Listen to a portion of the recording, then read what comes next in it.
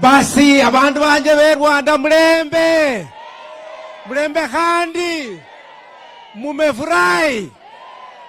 Leo tumemletea rais wetu, na nataka kuchukua nafasi hii kwa niaba ya watu ya Vihiga kusema kwa rais wetu asante sana.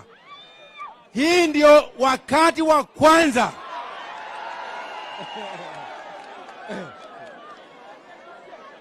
watu wangu wa Bunyore, hii ndio wakati wa kwanza tangu tupate uhuru ndio tumekuwa na rais wa kwanza kutembelea sisi. Mnasikia? Kwa hivyo huyu rais ataingia kwa historia yetu kama kuwa rais wa kwanza kutembelea watu wa Bunyore.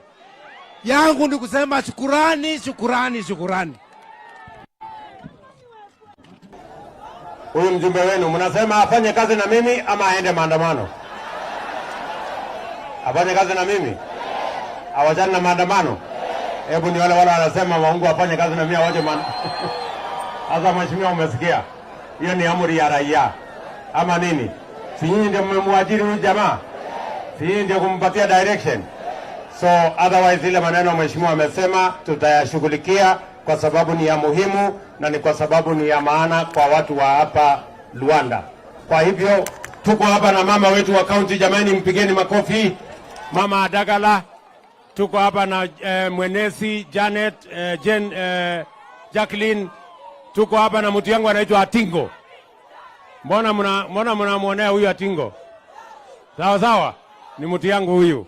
Na tuko na wadosi wengine wengi hapa na Ababu na Mwamba ambaye ni waziri wetu wa mambo ya michezo, na tuko na mama wetu wa waziri wa afya anaitwa Mama Susan Nakhumicha. Sasa atafuatana na governor tumalize ile kazi tumesema hapa. Jameni watu wa Luanda, mimi nawapenda sana. Nawatakia heri, nawatakia baraka ya Mungu. Messiah ya mulinde. Mungu wabariki sana. Thank you very much. God bless you.